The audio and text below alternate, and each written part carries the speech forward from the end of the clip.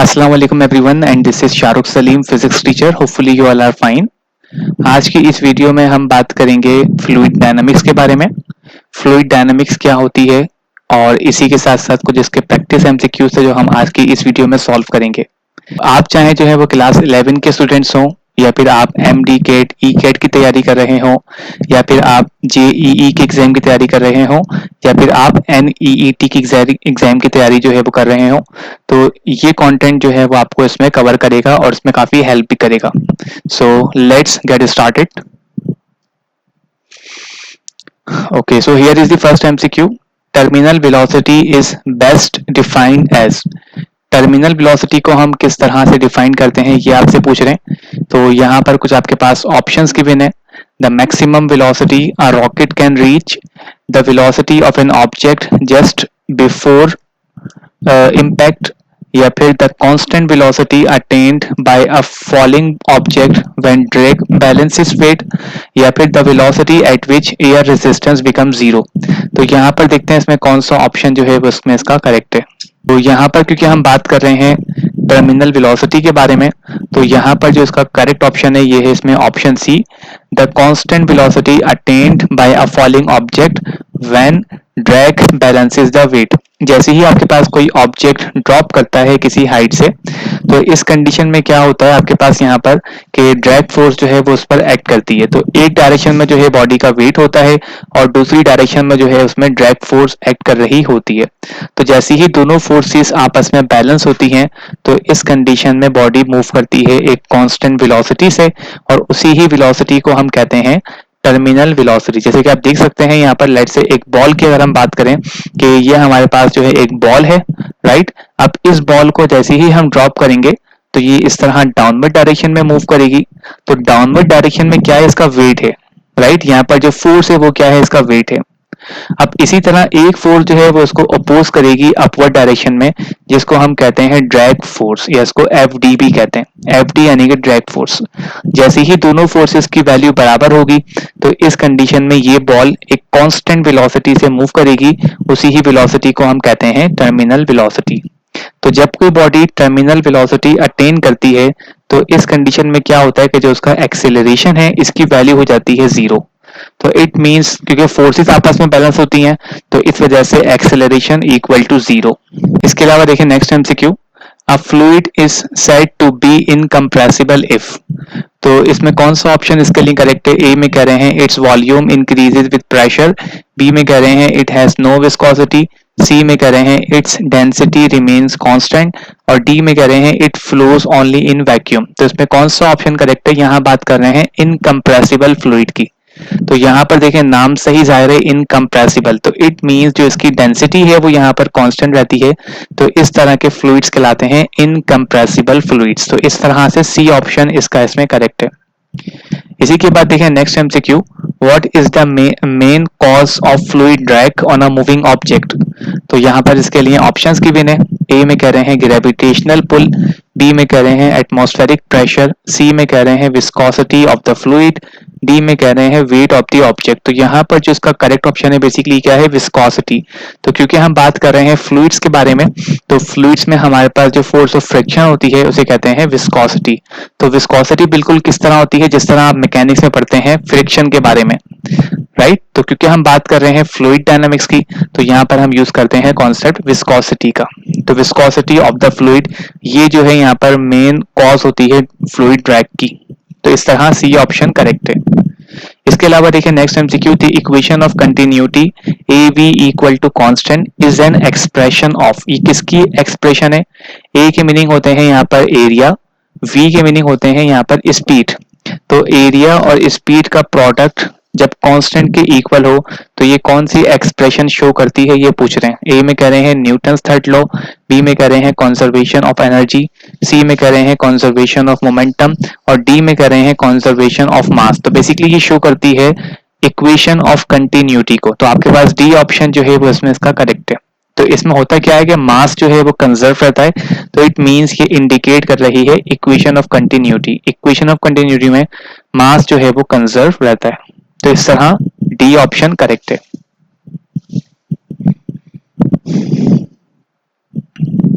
इसी के अलावा देखिए next MCQ, in a streamline flow, streamline flow में क्या होता है, ए में कह रहे हैं fluid particles move randomly, fluid particles cross each other, fluid particles follow fix path, या फिर density of fluid changes continuously. तो इसमें कौन सा ऑप्शन करेक्ट है, अब क्योंकि बात कर रहे हैं स्ट्रीमलाइन फ्लो की, तो फ्लो जो है आपके पास दो तरह के होते हैं, एक हम कहते हैं स्ट्रीमलाइन और दूसरे को हम कहते हैं टर्ब्यूलेंट।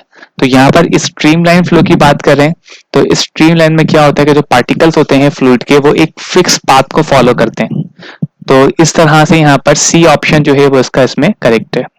इसके बाद देखिए next MCQ, MCQ number 6, a blood vessel narrows from an area of 2 centimetre square to 1 centimeter square if the velocity in the wider part is 0.5 meter per second. So what is the velocity in the narrow part assuming incompressible flow? अब इस MCQ को आप किस तरह solve कर सकते हैं without calculator, without calculator solve करने की भी कुछ ट्रिक्स होती हैं, तो उसकी हेल्प से भी आप इसको सॉल्व कर सकते हैं। अब जिस तरह आप देख सकते हैं यहाँ पर दो एरिया हैं, एक जो है वो वाइडर है, दूसरा जो है वो नैरो है। वाइडर यानी कि बड़ा, जो वाइडर एरिया है तो उसको हम कह देते हैं यहाँ पर लेट से A1। तो A1 जो है हमारे पास क्या है, वाइडर एरिया है और इसका एरिया कितना है 2 सेंटीमीटर स्क्वायर। तो वाइडर एरिया पर जो वेलोसिटी है वो कितनी है 0.5 मीटर पर सेकेंड, तो इसको हम कह रहे हैं V1 इक्वल टू 0.5 और फिर ये मीटर पर सेकेंड। अब कह रहे हैं कि जो नैरो एरिया है जिसको हम कह रहे हैं A2, इसकी जो वैल्यू है वो आपके पास गिवन है 1 सेंटीमीटर स्क्वायर। तो मालूम करना है इस नैरो पार्ट पर इसकी वेलोसिटी यानी कि V2 की जो वैल्यू है वो आपको इसमें मालूम करनी है। तो यहाँ पर अप्लाई करेंगे formula equation of continuity. Equation of continuity क्या होता है, A1 V1 equal to A2 V2, area और वेलोसिटी का प्रोडक्ट आपके पास इक्वल होता है इक्वेशन ऑफ कंटिन्यूटी के। तो A1 जो है आपके पास 2 था और V1 जो है आपके पास कितना था 0.5, इस तरह लिख दिया, इक्वल टू A2 हमारे पास 1 था और V2 हमें करना है मालूम। दोनों को सॉल्व कर लेंगे, सॉल्व करने के बाद जो V2 की वैल्यू आएगी, अब 2 को मल्टीप्लाई करेंगे 0.5 से तो आपके पास कितना होगा हाफ यानी कि 1, और फिर यूनिट कितना होगा इसका मीटर पर सेकेंड। तो इस तरह से 1 मीटर पर सेकेंड जो है वो इसकी यहाँ पर क्या है, इसकी वैल्यू है। यहाँ पर हम लिख सकते हैं V2 इक्वल टू 1 मीटर पर सेकेंड। तो यहाँ पर अगर आप ऑप्शन देखें तो इसमें कौन सा ऑप्शन जो है वो इसके लिए मैच कर रहा है, यहाँ पर इसमें है आपके पास ऑप्शन सी 1 मीटर पर सेकेंड। तो इस तरह से जो है हम इसको सॉल्व कर सकते हैं विदाउट कैलकुलेटर न्यूमेरिकल को। तो आपके पास ऑप्शन सी जो है वो इसका इसमें करेक्ट है, जिसमें हमने इक्वेशन ऑफ कंटिन्यूटी जो है अप्लाई की है। इसके अलावा देखिए next MCQ, Bernoulli's principle explains that in a fluid flowing through a tube if pressure decreases then. तो यहाँ पर पूछ रहे हैं आपसे एक बर्नौलीज प्रिंसिपल के बारे में। तो बर्नौलीज प्रिंसिपल के जो पॉइंट्स है वो आप किस तरह याद कर सकते हैं, जिस तरह आपने पढ़ा है इक्वेशन ऑफ कंटिन्यूटी, बिल्कुल इसी तरह अगर आप बर्नौलीज के बारे में पढ़ें तो बर्नौलीज में क्या होता है, प्रेशर और एरिया दोनों जो है आपस में डायरेक्टली प्रोपोर्शनल होते हैं, राइट। जितना ज्यादा प्रेशर होगा, जितना ज्यादा एरिया होगा, उतना ही हाई जो है वो प्रेशर होगा। बट जो बर्नौलीज में प्रेशर की वैल्यू होती है वो इनवर्सली प्रोपोर्शनल होती है स्पीड के साथ। क्लियर। तो इस तरह अगर आप देखें यहाँ पर, तो इस तरह हम ये कह सकते हैं कि यहाँ पूछ रहे हैं आपसे कि Bernoulli's principle explains that in a fluid flowing through a tube, right, if pressure decreases. तो प्रेशर डिक्रीजेस की बात कर रहे हैं, तो जब प्रेशर डिक्रीज होगा तो फिर क्या होगा, इसमें करें टेम्परेचर इंक्रीज होगा, फ्लो स्पीड जो है वो डिक्रीज होगी, फ्लो स्पीड जो है वो इंक्रीज होगी, या फिर डेंसिटी इंक्रीज होगी। तो हियर यू कैन सी के दोनों का इनवर्स रिलेशन है, तो इट मींस फ्लो स्पीड जो है आपके पास यहाँ पर वो इंक्रीज होगी। तो इस तरह से आपके पास ऑप्शन सी जो है वो इसका इसमें करेक्ट है। तो बर्नौलीज इक्वेशन के लिए आप ये की पॉइंट्स जो है वो इस तरह से नोट कर सकते हैं और इसकी बिहाफ पे आप यहाँ पर इसमें आंसर कर सकते हैं। इसके अलावा देखिए MCQ number 8, which one of the following is not true about turbulent flow. जिस तरह मैंने कहा था कि आपके पास दो तरह के फ्लो होते हैं, number 1 is called streamline and number 2 is called turbulent. तो इसमें ऑप्शंस गिवन है, ए में कह रहे हैं कि it involve chaotic movement, B में कह रहे हैं chaotic movement, it involves in chaotic motion, और बी में कह रहे हैं it occurs at high velocities, C में कह रहे हैं इट follows streamline path, और डी में कह रहे हैं it is common in real life fluid system. तो इसमें कह रहे हैं कौन सा ट्रू नहीं है टर्बुलेंट के लिए, वो बताना है। तो सारे ही ट्रू हैं, बट ये जो है ये ट्रू नहीं है, और ये है it follow stream line path, ये जो है जिगजैग पाथ को फॉलो करता है, राइट। तो ये ऑप्शन जो है वो इसके लिए मैच नहीं कर रहा, तो इट मींस ये स्टेटमेंट यहाँ पर इसके लिए ट्रू नहीं है। तो इस तरह से ऑप्शन सी इसमें इसका करेक्ट है। इसी के बाद देखिए next MCQ, MCQ number 9, a syringe is used to inject medicine into a vein according to Bernoulli's principle. So what happens to the pressure as the fluid speed up while entering a narrower vein? जैसे ही when में fluid जो है वो enter होगा, right, तो इस condition में क्या होगा, प्रेशर के बारे में ये पूछ रहे हैं। अब फ्लूइड की स्पीड जो है वो यहाँ पर बढ़ रही है वेन में, तो प्रेशर जो है बेसिकली यहाँ पर डिक्रीज होगा। जिस तरह हमने कहा कि प्रेशर और वेलोसिटी दोनों आपस में इनवर्स रिलेशन है बर्नौलीज इक्वेशन में, तो यहाँ अगर आप देखें तो आपके पास कौन सा ऑप्शन करेक्ट है, यहाँ पर करेक्ट ऑप्शन जो है वो ऑप्शन सी है। It means it decreases because both are inversely proportional to each other. इसके अलावा देखिए next MCQ, MCQ number 10, so which combination of assumptions must hold for the derivation of Bernoulli's equation? जब हम Bernoulli's equation को drive करते हैं तो इसके लिए हम कौन कौन सी assumptions जो है वो ले रहे होते हैं। ए में कह रहे हैं viscous fluid, compressible fluid, unsteady flow, no। B में कह रहे हैं non viscous fluid, compressible fluid, steady flow, no। सी में कह रहे हैं non viscous fluid, incompressible fluid and steady flow. तो हम बेसिकली ये assumptions जो है वो ले रहे होते हैं, और ये प्रॉपर्टी भी होती है फ्लूइड्स में कि फ्लूइड जो है क्या होता है आपके पास, नंबर 1 नॉन विस्कस हो, इट मीन उसकी विस्कोसिटी नहीं हो। बी में क्या हो, इनकम्प्रेसिबल हो यानी कि डेंसिटी कांस्टेंट हो। और सी में कह रहे हैं यहाँ पर स्टेडी फ्लो हो, स्टेडी यानी कि स्पीड जो है वो उसकी कांस्टेंट हो। तो ये बेसिकली assumptions हम लेते हैं और इसी की वजह से हम ड्राइव करते हैं बर्नौलीज इक्वेशन। तो आपके पास ऑप्शन सी जो है वो इसका इसमें करेक्ट है। इसके अलावा देखिए next MCQ, MCQ number 11, terminal velocity is reached when. Terminal velocity कब रीच करती है, जैसे मैंने अभी स्टार्टिंग में कहा था कि जब ऑब्जेक्ट की जो फोर्सेस होती हैं वो बैलेंस हो जाए। इट मींस अपवर्ड फोर्स और डाउनवर्ड फोर्स दोनों बैलेंस हो जाती हैं, तो रिजल्ट में क्या होता है कि नेट फोर्स जो है आपके पास जीरो होती है। इट मींस बॉडी पर कोई फोर्स एक्ट नहीं करती और वो बॉडी एक कांस्टेंट वेलोसिटी से मूव करती है, उसी को हम कहते हैं टर्मिनल वेलोसिटी। तो आपके पास यहाँ पर ऑप्शन सी जो है ये इसका इसमें करेक्ट है कि when net force of an object is zero. तो इस तरह सी ऑप्शन इज करेक्ट।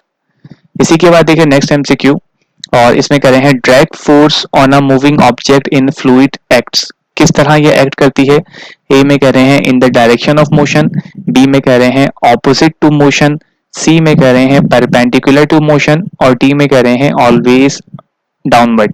तो यहाँ पर जो करेक्ट ऑप्शन है ये है option D, opposite to the motion, क्योंकि अपोज कर रही है तो डेफिनेटली वो उसके बिल्कुल ऑपोजिट डायरेक्शन में जो है वो एक्ट करेगी। तो इस तरह से ऑप्शन बी जो है इसका इसमें करेक्ट है। इसके अलावा देखिए नेक्स्ट एमसीक्यू, एमसीक्यू नंबर 13, और ये भी हम पढ़ भी चुके हैं, मैंने आपको इसका रिलेशन भी बताया कि when velocity increases in a horizontal flow tube it's pressure. तो वेलोसिटी कह रहे हैं कि यहाँ पर ये इंक्रीज हो रही है, तो प्रेशर की जो वैल्यू होगी वो आपके पास यहाँ पर डिक्रीज होगी, बिकॉज इनवर्स जो है वो इसका रिलेशन है। तो आपके पास ऑप्शन बी जो है ये इसका इसमें करेक्ट है। तो इस एमसीक्यू में क्या कह रहे हैं यहाँ पर आपसे टर्मिनल वेलोसिटी के बारे में पूछ रहे हैं। टर्मिनल वेलोसिटी किन किन चीजों पर डिपेंड करती है, तो ये आपसे पूछ रहे हैं। तो इससे पहले आपको ये जानना जरूरी है कि टर्मिनल वेलोसिटी का फॉर्मूला क्या होता है। तो पहले अगर मैं आपके साथ टर्मिनल वेलोसिटी का फॉर्मूला लिखूं यहाँ पर, so V T equal to ये होता है आपके पास 2g r स्क्वायर रो यानी कि डेंसिटी और डिवाइडेड बाय 9 ईटा। ईटा के मीनिंग क्या होते हैं, कोफिशिएंट ऑफ विस्कोसिटी। तो ये क्या है आपके पास यहाँ पर फॉर्मूला है टर्मिनल वेलोसिटी का, 2g r square raw divided by 9 और ये ईटा। अभी किन किन चीजों पर डिपेंड कर रही है, g की वैल्यू कांस्टेंट होती है, ये डिपेंड करती है नंबर 1 डेंसिटी पर, नंबर 2 ये डिपेंड करती है विस्कोसिटी पर, और नंबर 3 ये डिपेंड करती है शेप पर। ऑब्जेक्ट का शेप क्या स्फेरिकल है या कोई और शेप है, इस पर डिपेंड नहीं करती है। तो इस तरह अगर आप ऑप्शन देखें तो इसमें कौन सा ऑप्शन करेक्ट है, तो ये है आपके पास ऑप्शन डी, और ये है इसमें ऑल ऑफ दिस। तो इन तमाम चीजों पर जो है वो डिपेंड करती है टर्मिनल वेलोसिटी। इसके अलावा देखिए next MCQ, MCQ number 15, turbulent flow has high viscosity, B में कह रहे हैं स्टेडी स्ट्रीमलाइन, सी में कह रहे हैं रैंडम मोशन, और डी में कह रहे हैं नो फ्रिक्शन। तो यहाँ पर जो करेक्ट ऑप्शन है ये है ऑप्शन सी, रैंडम मोशन। इसके अलावा देखिए next MCQ, MCQ number 16, small object is drop in a viscous fluid after some time it moves at a constant speed, so what does this indicate? एक object है जिसको हमने drop किया किसी viscous fluid में, कुछ टाइम के बाद वो एक कांस्टेंट स्पीड से मूव कर रहा है, तो इसका मतलब क्या हुआ? ए में कह रहे हैं it is still accelerating, B में कह रहे हैं ग्रेविटी इज जीरो, सी में कह रहे हैं net force is zero, D में कह रहे हैं ड्रैग फोर्स इज जीरो। तो correct option is option C, net force is zero. तो इस तरह ऑप्शन सी जो है ये इसका इसमें करेक्ट है। ओके, इसके अलावा देखिए एमसीक्यू नंबर 17, इसमें कह रहे हैं in a horizontal flow tube if point A has smaller area than point B, point A का जो एरिया है वो कम है, स्मॉलर है as compare to point B, right, point B का जो है ज्यादा है, और फिर कह रहे हैं and fluid speed is greater at A, तो कह रहे हैं what can be said about pressure at A. अब क्योंकि स्पीड जो है वो यहाँ पर ग्रेटर है ए पॉइंट पर, तो इट मींस जो इसका प्रेशर होगा वो कम होगा आपके पास इस बी पॉइंट से, तो इट मींस प्रेशर जो है आपके पास वो यहाँ पर कम है, तो आपके पास करेक्ट ऑप्शन जो है इसमें ये है, इसमें ऑप्शन बी यानी कि लेस देन बी, क्योंकि प्रेशर और स्पीड को अगर हम देखें तो बोथ आर इनवर्सली प्रोपोर्शनल, कि हम पहले ही बात कर चुके हैं बर्नौलीज में कि P inversely proportional to velocity या स्पीड। तो इस तरह ऑप्शन बी जो है ये इसका इसमें करेक्ट है। इसके अलावा देखिए next MCQ, a patient blood pressure drop suddenly, so why might their arteries narrow according to Bernoulli's principle. कह रहे हैं ब्लड प्रेशर जो है वो सडनली जो है वो ड्रॉप किया है, इट मींस कम हो गया, तो उसकी जो आर्टरीज हैं वो नैरो क्यों हो जाती हैं ये पूछ रहे हैं। तो ए में कह रहे हैं टू इंक्रीज ड्रैग, बी में कह रहे हैं टू इंक्रीज रेजिस्टेंस, सी में कह रहे हैं टू रिड्यूस फ्लो, और डी में कह रहे हैं यहाँ पर to increase speed and maintain pressure. तो यहाँ पर जो सही ऑप्शन है इसका ये है, इसमें ऑप्शन डी, प्रेशर कम हो गया, राइट, प्रेशर ड्रॉप हो गया तो आर्टरीज जो है वो नैरो हो जाती है, नैरो यानी कि उनका एरिया जो है वो कम हो जाता है। According to equation of continuity area and speed both are inversely proportional, तो क्योंकि एरिया जो है वो यहाँ पर नैरो हो गया तो इट मीन जो उसकी स्पीड है वो यहाँ पर इसमें बढ़ जाएगी। तो ऐसा क्यों होता है? ताकि उसकी स्पीड बढ़ सके और प्रेशर जो है वो मेंटेन रह सके। तो ऑप्शन डी जो है ये इसका इसमें करेक्ट आंसर है। इसी के अलावा देखें एमसीक्यू नंबर 19, इसमें कह रहे हैं blood flows faster through a narrower section of a vessel, this is explained bye, blood जो है वो नैरो यानी कि कम एरिया में ज्यादा तेज फ्लो करता है, तो ये किसने एक्सप्लेन किया है, किसके थ्रू एक्सप्लेन कर सकते हैं? ए में कह रहे हैं न्यूटन्स लॉ, बी में कह रहे हैं बॉयल्स लॉ, सी में कह रहे हैं इक्वेशन ऑफ कंटिन्यूटी, और डी में कह रहे हैं हुक्स लॉ। तो सही ऑप्शन जो है ये इसमें इक्वेशन ऑफ कंटिन्यूटी, तो इस तरह सी ऑप्शन करेक्ट है।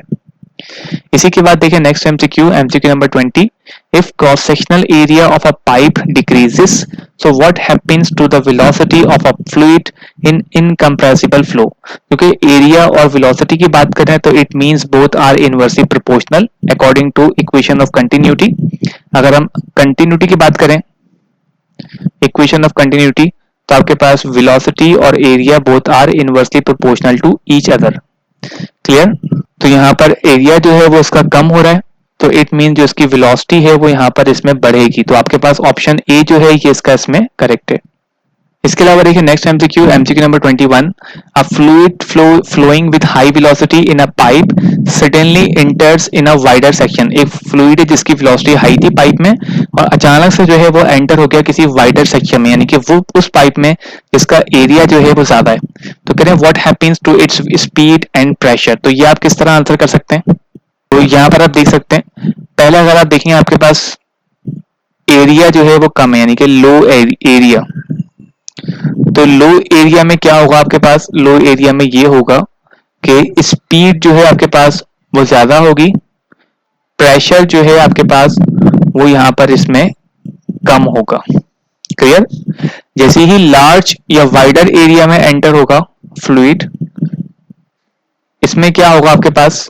स्पीड जो है वो आपके पास यहाँ पर कम हो जाएगी और प्रेशर जो है वो इसका यहाँ पर इसमें बढ़ जाएगा। तो आपके पास जो सही ऑप्शन यहाँ पर आ रहा है, अगर इसको इसके अकॉर्डिंग देखें तो ये क्या है आपके पास? ऑप्शन बी जो है ये इसका इसमें करेक्ट है। तो ऑप्शन बी में अगर आप देखें इसमें क्या लिखा हुआ है? Speed decreases pressure increases. तो हमारे में भी देखेंगे ये आंसर है कि प्रेशर जो है वो बढ़ जाएगा और स्पीड जो है वो यहाँ पर इसमें डिक्रीज हो जाएगी। तो इस तरह से बी ऑप्शन इज करेक्ट। इसके अलावा देखिए next MCQ, continuity equation A V equal to constant holds true if, किस कंडीशन में ये वैलिड होती है? ए में कह रहे हैं यहाँ पर the fluid is compressible, fluid has viscosity, C में कह रहे हैं डेंसिटी इज कांस्टेंट, डी में कह रहे हैं प्रेशर इज कांस्टेंट। तो क्योंकि जब हम इसको ड्राइव करते हैं, ड्राइव इसको हम जब करते हैं जब हम एजम्पशंस लेते हैं कि फ्लूइड इज इनकम्प्रेसिबल, फ्लूइड जो है वो नॉन विस्कस है, स्टेडी फ्लो है और इनकम्प्रेसिबल है, तो इट मींस यहाँ पर जो सी ऑप्शन है ये इसका इसमें करेक्ट है कि डेंसिटी इसमें कांस्टेंट रहती है, जिसको हम कहते हैं इनकम्प्रेसिबल फ्लूइड्स। तो इस तरह से ऑप्शन सी इज करेक्ट। इसके अलावा देखिए next MCQ 23, a swimmer feels more resistance in water when moving faster, तो this is because A में कह रहे हैं buoyancy increases, B में कह रहे हैं gravity acts downward, C में कह रहे हैं drag increases with speed और D में कह रहे हैं water becomes compressible। तो यहाँ पर जो सही ऑप्शन है ये है इसका ऑप्शन सी कि ड्रैग फोर्स जो है वो स्पीड के साथ साथ बढ़ती है। आपने ये अपनी डेली लाइफ में भी देखा होगा, अगर आप बात करें बाइक की यानी कि मोटरसाइकिल की बात करें, तो जब आप बाइक पर स्पीड में जाते हैं तो ड्रैग फोर्स जो है वो आप पर ज्यादा एक्ट कर रही होती है as compare to slow motion में। तो इस तरह से सी ऑप्शन जो है ये इसका इसमें सही है। इसके अलावा देखिए next MCQ 24, which of the following is true for an ideal incompressible fluid. A में कह रहे हैं it has variable density, no, it resist deformation, no, it has no viscosity, yes. तो इसमें सी ऑप्शन जो है इसमें करेक्ट है। इनकम्प्रेसिबल फ्लूइड में क्या होता है कि उसकी विस्कोसिटी नहीं होती, नॉन विस्कस होता है।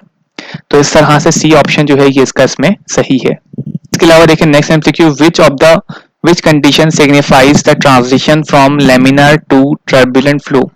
ए में कह रहे हैं increases in viscosity, बी में कह रहे हैं decreases in flow viscosity velocity, सी में कह रहे हैं reaching critical Reynolds number और डी में कह रहे हैं constant area। तो किस कंडीशन में आपके पास ट्रांजिशन होती है लैमिनार से टर्बुलेंट में? जब आपके पास रेनॉल्ड नंबर पर जो है वो रीच करता है, reaching critical Reynold number. Reynold number की जो है आपके पास डिफरेंट वैल्यू होती है, जैसे ही किसी वो क्रिटिकल वैल्यू पर रीच करता है तो इस कंडीशन में ट्रांजिशन होती है लैमिनर से टर्बुलेंट में। तो इस तरह से सी ऑप्शन इज करेक्ट।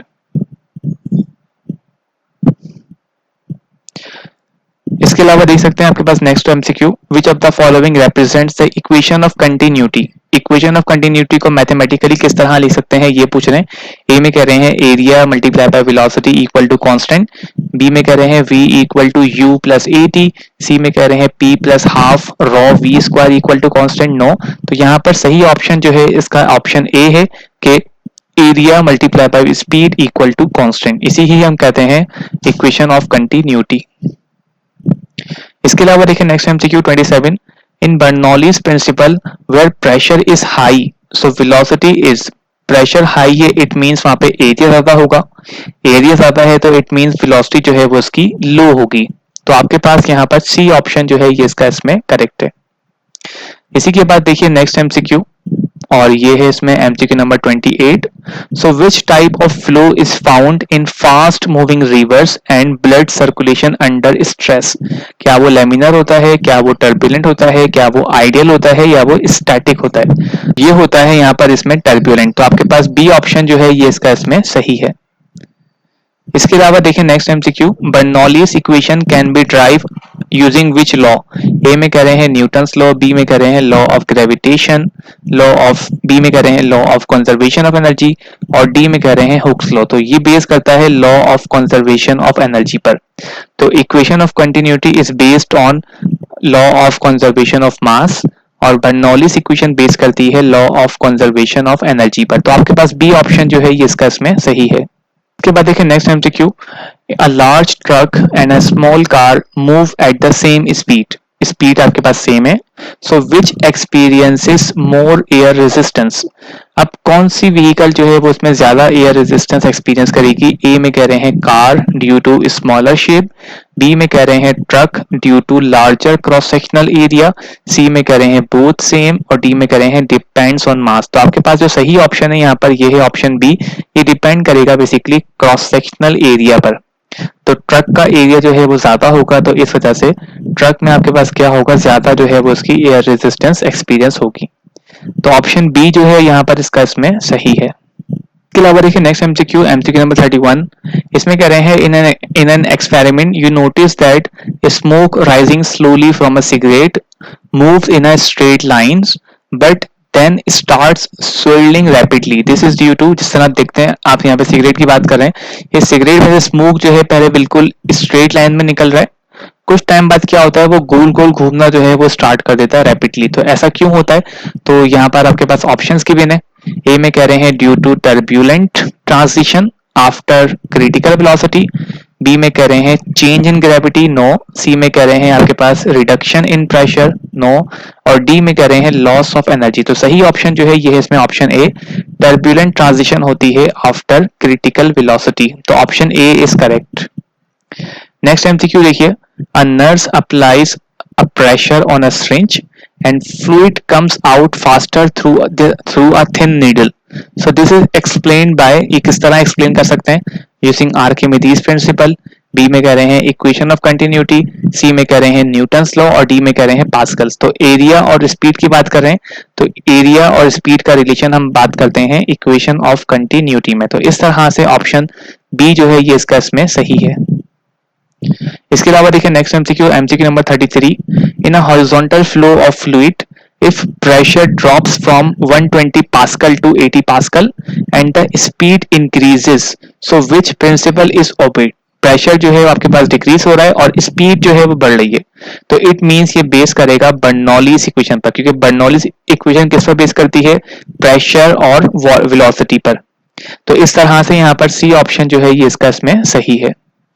इसके अलावा देखिए next MCQ, MCQ number 34, a bird flies with wings shape to reduce pressure above them, this creates, A में कह रहे हैं ड्रैग, बी में कह रहे हैं लिफ्ट, सी में कह रहे हैं वेट, और डी में कह रहे हैं टर्मिनल वेलोसिटी। तो यहाँ पर सही ऑप्शन कौन सा है? यहाँ पर सही ऑप्शन जो है बेसिकली ऑप्शन बी है, और ये है लिफ्ट।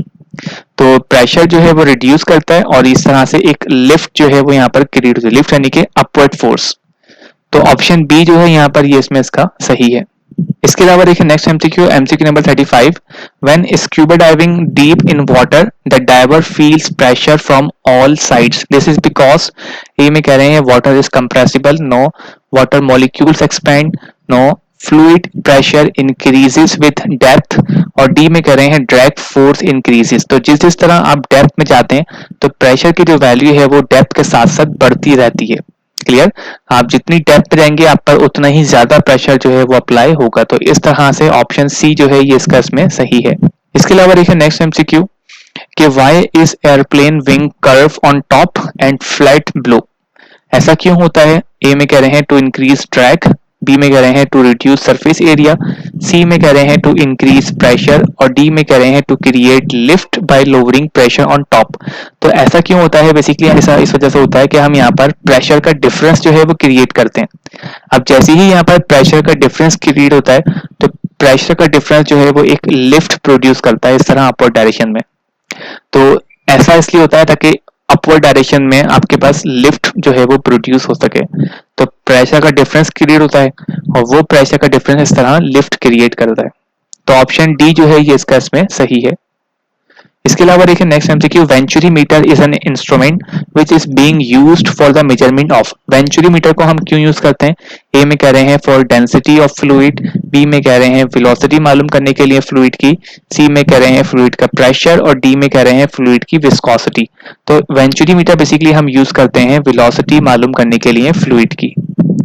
इसके अलावा आपके पास next MCQ, systolic pressure is called, systolic pressure क्या होता है? ए में कह रहे हैं लो ब्लड प्रेशर, बी में कह रहे हैं हाई ब्लड प्रेशर, सी में कह रहे हैं नॉर्मल प्रेशर, और डी में कह रहे हैं इररेगुलर ब्लड प्रेशर।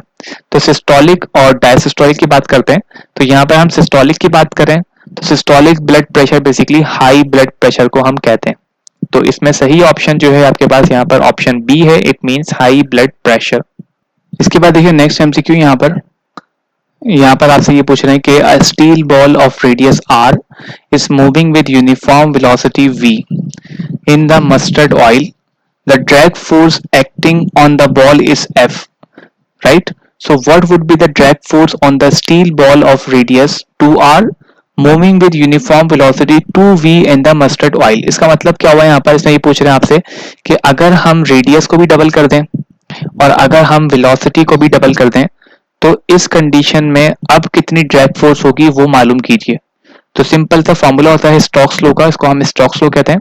और फॉर्मूला क्या होता है, एफ डी यानी कि drag force equal to 6 pi ईटा और ये आर वी। 6 पाई भी कांस्टेंट है, ईटा भी कांस्टेंट है यहाँ पर, राइट। तो आपके पास आर और वी की जगह उसकी वैल्यू पुट कर देंगे। तो सिंपली हमने क्या करा यहाँ पर, हमने 6 जो है वो एज इट इज कॉपी किया, 6 पाई और ये ईटा। अब क्या करेंगे यहाँ पर, जहां पर आर लिखा हुआ है इसकी जगह हम 2r लिख देंगे क्योंकि डबल कर रहे हैं, और जहां पर v लिखा हुआ है इसकी जगह भी हम 2v लिख देंगे क्योंकि डबल कर रहे हैं। यहाँ पर लिखा हुआ है कि डबल डबल करना है रेडियस को और उसकी वेलोसिटी को। अब सॉल्व कर लें तो 2 2 आपके पास कितना 4 हो जाएगा, तो यहाँ पे 4 लिख दिया, राइट। 4 लिखने के बाद क्या होगा यहाँ पर इस तरह से, अब कितना बचेगा आपके पास 6 पाई ईटा, यहाँ बचेगा सिंपल r और यहाँ बचेगा सिंपल v। तो इसका मतलब क्या हुआ यहाँ पर कि ड्रैग फोर्स की जो वैल्यू होगी वो ओरिजिनल के मुकाबले में 4 टाइम्स जो है वो यहाँ पर देखें बढ़ जाएगी। तो 6 पाई ईटा आर वी ये इसका ओरिजिनल फार्मूला है, क्लियर। तो इस तरह से सही ऑप्शन जो है यहाँ पर इसका ये है, इसमें ऑप्शन सी, कि आपके पास जो वैल्यू होगी वो 4 गुना जो है यानी कि 4 टाइम्स जो है वो इसकी बढ़ जाएगी। इस तरह से ऑप्शन सी इज करेक्ट। तो आपके पास ऑप्शन सी जो है वो इसका इसमें सही है। इसके अलावा देखिए नेक्स्ट एमसीक्यू, और इसमें कह रहे हैं कि when two spheres of same volume but different mass fall through a fluid then, ए में कह रहे हैं both gain their terminal velocities simultaneously, B में कह रहे हैं neither lighter nor heavier body gains its terminal velocity, सी में कह रहे हैं lighter body gains its terminal velocity, और डी में कह रहे हैं heavier body gains its terminal velocity earlier। तो यहाँ पर जो सही ऑप्शन है ये क्या है, इसमें ऑप्शन आपके पास डी जो है वो इसमें इसका सही है। इट मीन्स जो हैवी बॉडी होगी वो गेन करेगी टर्मिनल वेलोसिटी जल्दी। तो ऑप्शन डी जो है वो इसमें इसका सही है। इसी के साथ देखिए नेक्स्ट एमसीक्यू, एमसीक्यू नंबर 41। इसमें क्या पूछ रहे हैं आपसे, इसमें ये कह रहे हैं कि according to Stokes law, okay, जिसमें कह रहे हैं according to Stokes law the drag force on a small sphere moving through a viscous fluid is proportional to.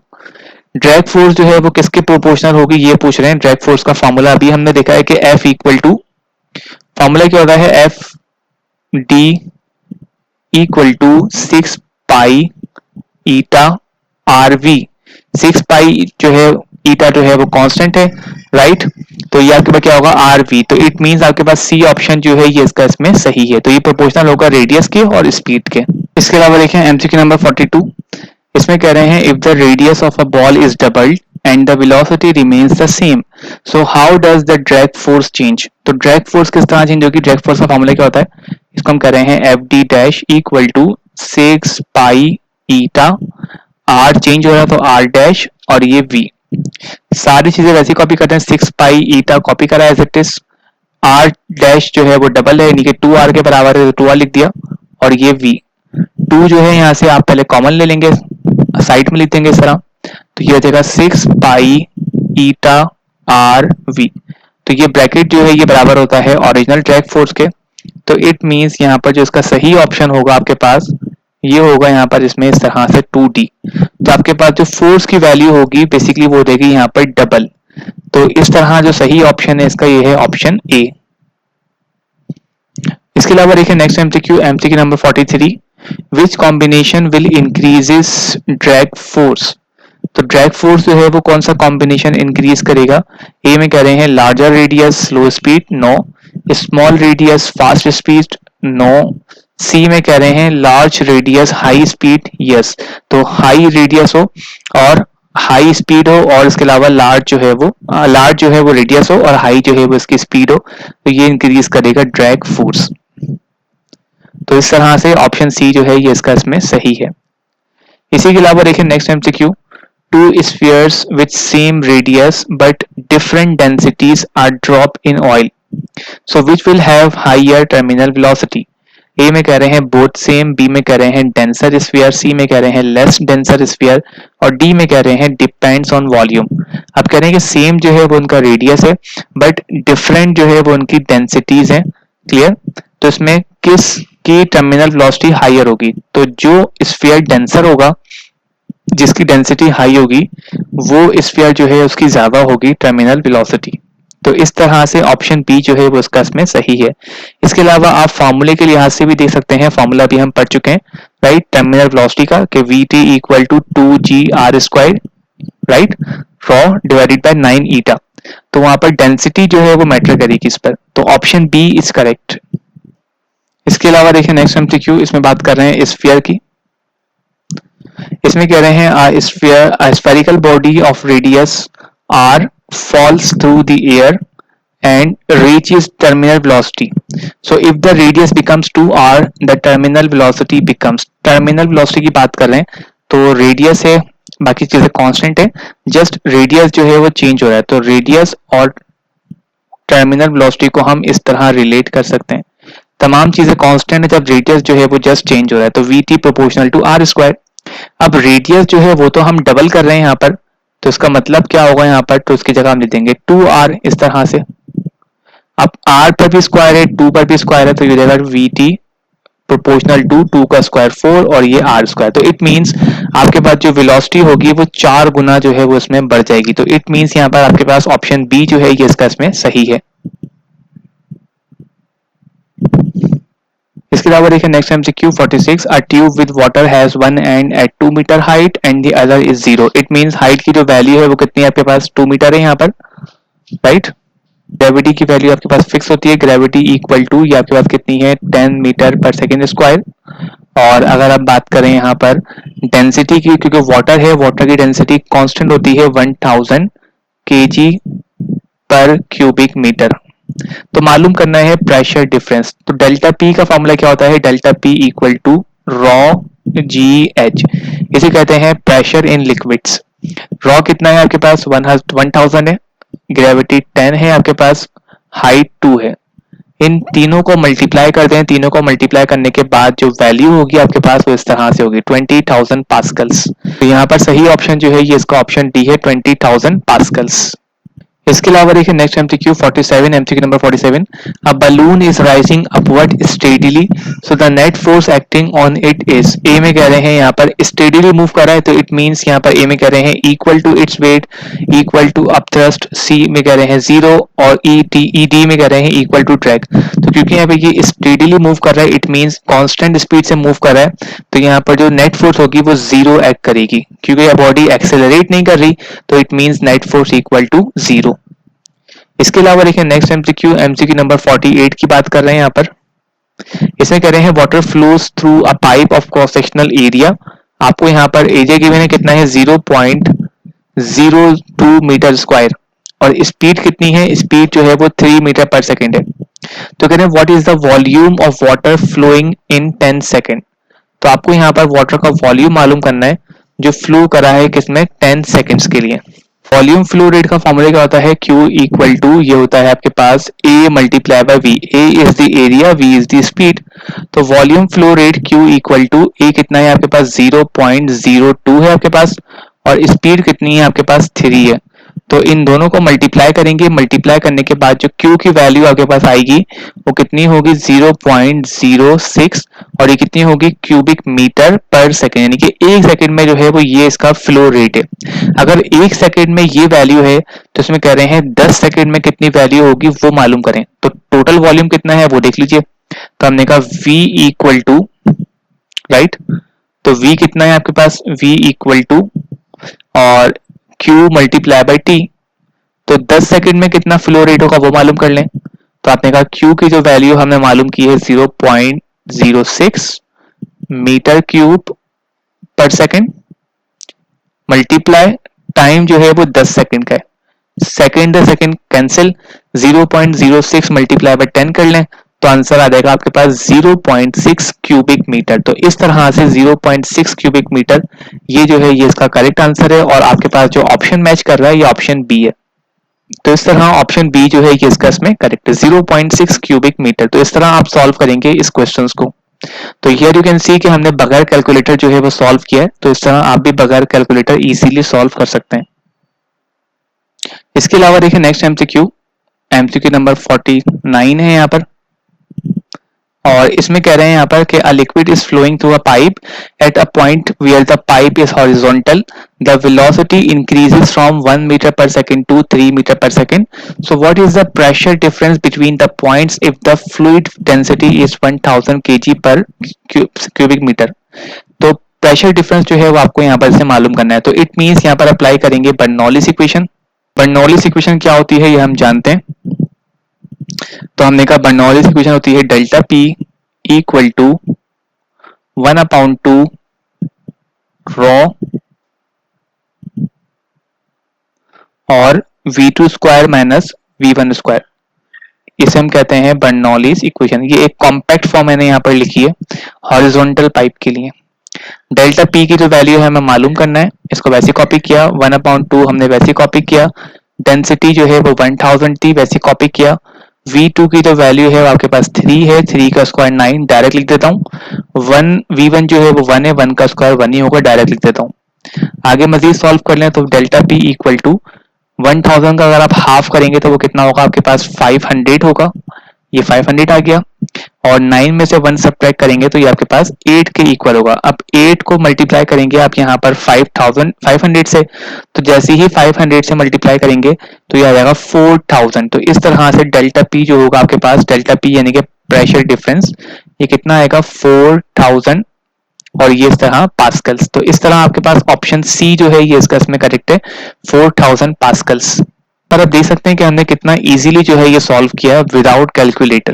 इसके अलावा देखेंगे last MCQ. In a venturi tube if velocity increases from 2 metre per second to 4 metre per second then the pressure will. अब क्योंकि venturi meter क्या है, basically Bernoulli's की जो है ये एक एप्लीकेशन है. तो वेलोसिटी बढ़ रही है तो इट मीन जो प्रेशर होगा वो आपके पास कम होगा, यानी कि डिक्रीज होगा.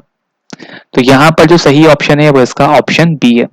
तो इस तरह हमने आज की इस वीडियो में सॉल्व करे फ्लूइड डायनामिक्स से रिलेटेड कुछ एमसीक्यूज. साथ में हमने उसकी प्रैक्टिस भी की और इसी तरह तमाम एमसीक्यूज को हमने इन डेप्थ जो है वो यहाँ पर डिस्कस किया. आप चाहे एमडीकेट की तैयारी कर रहे हो, आप चाहे क्लास 11 की तैयारी कर रहे हो, आप चाहे ई कैट की तैयारी कर रहे हो, या फिर आप चाहे और दूसरे एडमिशन टेस्ट की तैयारी कर रहे हो जैसे कि एनईईटी यानी कि नीट, या फिर इसके अलावा जेईई की एग्जाम की तैयारी कर रहे हो, तो इस तरह से आप इजीली जो है वो उसके थ्रू प्रैक्टिस कर सकते हैं. तो आई होप सो सबको यहाँ तक क्लियर होगा. इसके अलावा कोई भी प्रॉब्लम हो तो आप कॉमेंट करके पूछ सकते हैं. So that's all for today and take care. अल्लाह हाफिज.